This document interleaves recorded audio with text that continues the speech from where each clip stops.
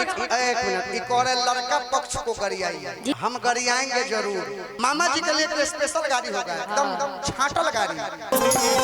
मनोज भैया मास्टर हमारे हमारे, अब खिसिया गए का, खिसिया गए का के जा झाड़ के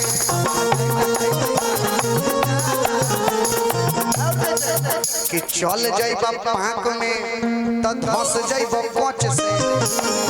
वो निर्भय भाई वाला फॉर्च्यूनर नहीं है जो एकदम निकल जाएगा कांदो उदो काट के। आप तो छोटकी टाटा अल्टो है कि चल जाइबा पाक में तो धस जाइबा कोच से। हम मरला पर डीजल मोबिल फेंक देबा भोग से।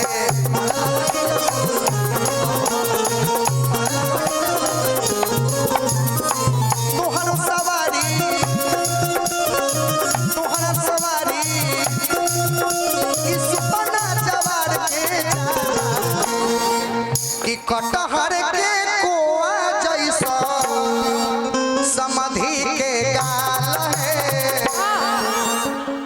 कटहर के कोआ लेखा समाधि के गाल है। अपना बहिनी के ओखरी में दरे बिनय दाल है।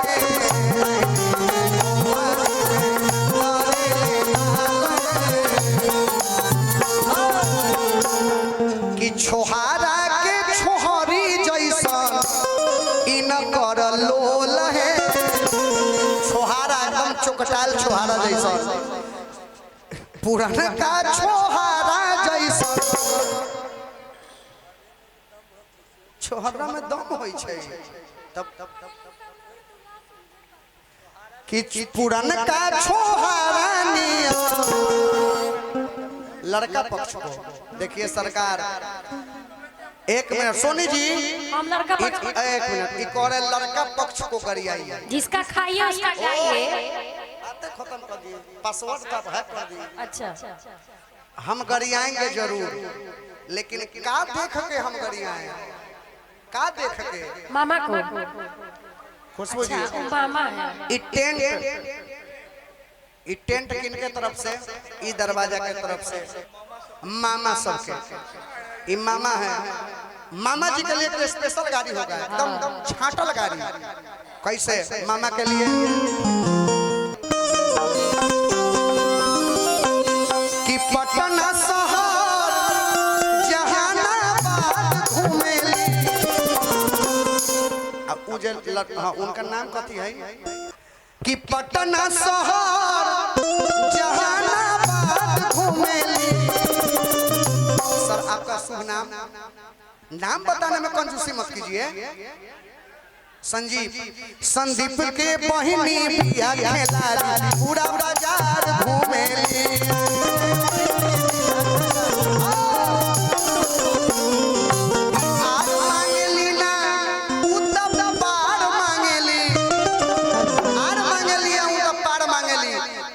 निर्भय भाई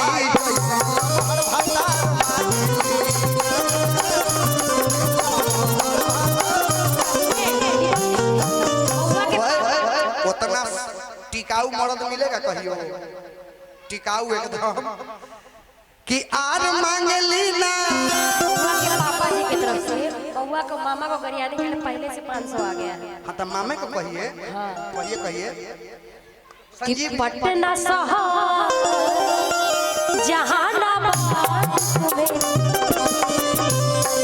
बउआ के मामा के नाम संजीव। एगो के इनका नाम संजीव है। संजीव कै गो मामा है? देखिए खोजिए ना, 4 गो 5 गो, बाकी कहाँ है? 3 गो 4 गो कहाँ है? कि पटना शहर जहानाबाद बउआ के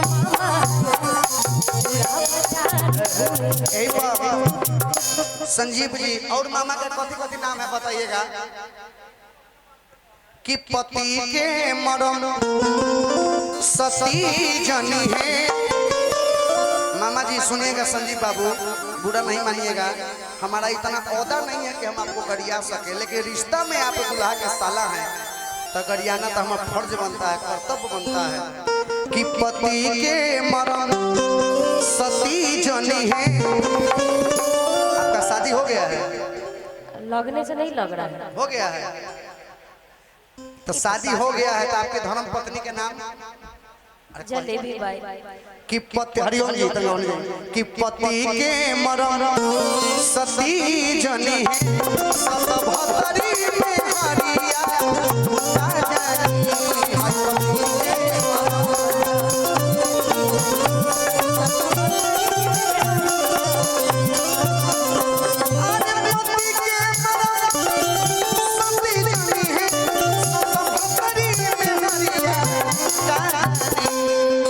मरदा के मरम चलिए ना मरदा के मरम मरदा जनी है मौका ही जरबा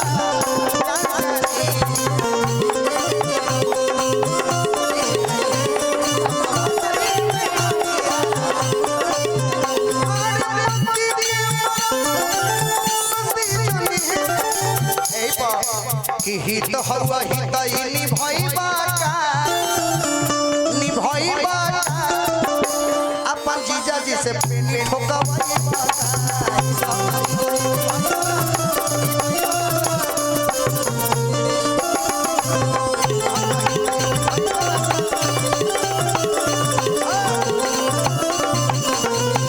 एक बेर फैला हवा में अब बोला तू कहां पैबा कि हित हवा हित निभैबा अपन जीजा जी से एथी मरवाई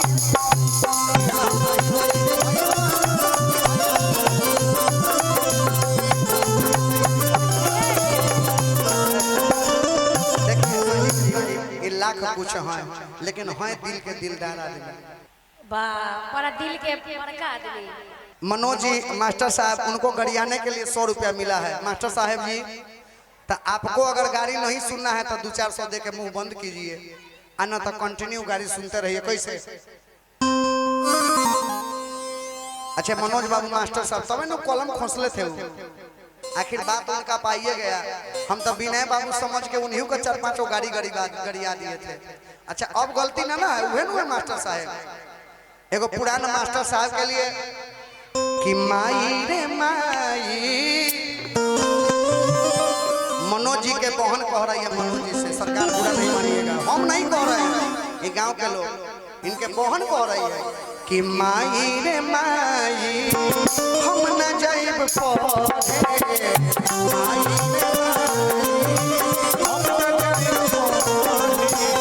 मनोज भैया मास्टर हमारे हमारे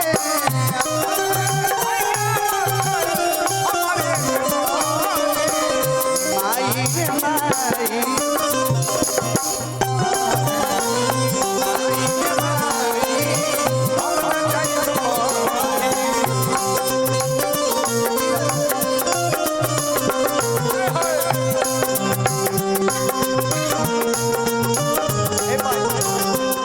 तुझे ना देखूं तो चैन मुझे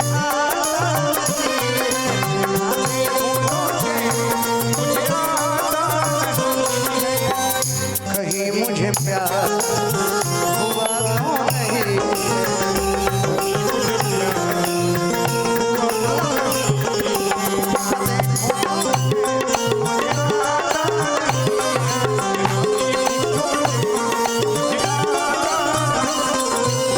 एक बात और जानी मनोज बाबू के लिए कि मनोज जी के बहिनी खिलाड़ी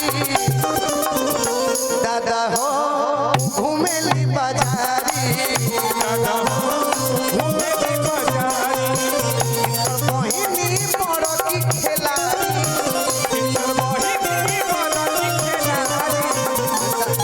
खुशबू जी तनिक आप आइए ना, आप अगर आइएगा तो अच्छा लगेगा।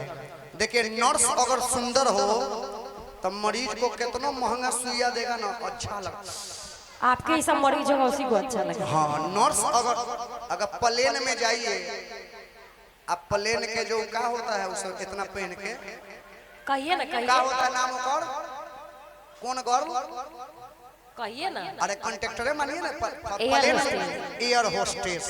अगर बुढ़िया हो 70 साल के बुजुर्ग, वैसा नौकरी नहीं मिलता, तब पैसेंजर सब खिड़की में कूद के भाग जाएगा। घबराइए ना उतना उहे रहे मिनी स्कर्ट पहन के, तो क्रैश भी होने वाला है, तो हंसते हंसते प्राण त्याग देगा। आपके ही साथ भी जाकर जरूर हंसते हंसते बैठिए सरकार।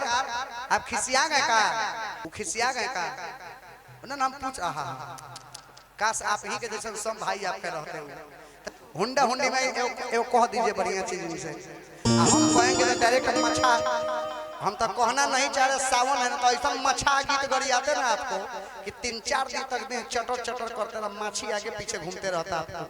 लेकिन हम तनका बचाइए कि आप कहिए नाम एयर होस्टेस जैसा कहिए ना, अच्छा लगेगा इनको। कला है हमको भगवान कलाकारे बना के भेजे। छोड़िए, ये बताइए दीपक जी, बउआ के मामा का नाम? एगो संजीव जी हैं। अच्छा, और एगो उप संजीव, सब अच्छा, सब मौगाए हैं, सब मौगा भाई। संजीव तोहर बहिनी आई दांत चियार के रखिए।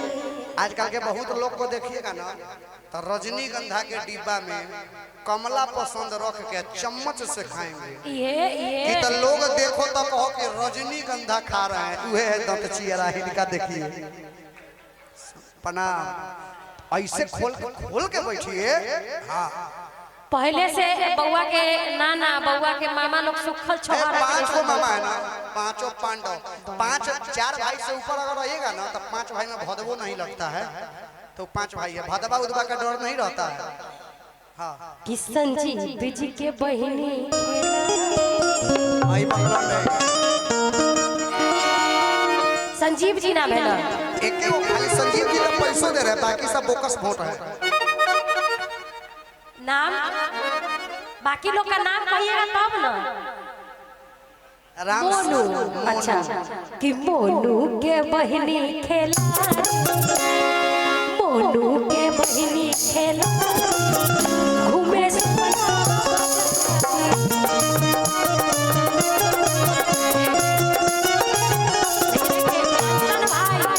एगो भाई रावण जो बहिन का नाक काटा लंका जलवाली, एगो बहिन को एगो भाई मोनू, इनका दीदी कह रही है जब बहिन का गाली सुन के 500 रुपया दे रहे हैं। अंगराइयां लेती हूँ जब जोर से।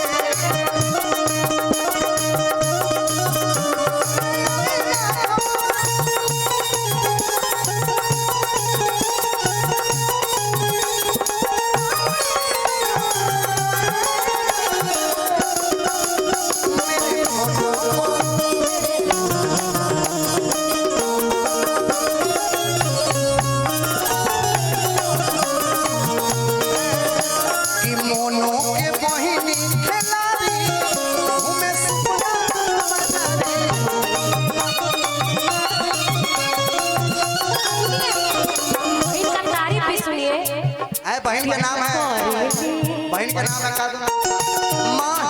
माही करेगी भैया से आई छातल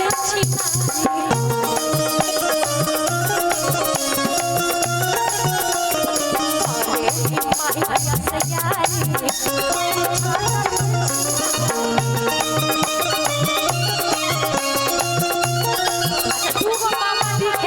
और 2 गो मामा, 5 गो मामा, 3 गो और अभी तक नहीं देखे हैं। देखिए एगो मामा वहाँ बैठल है पियर गमछा वाला, इहो मामा है।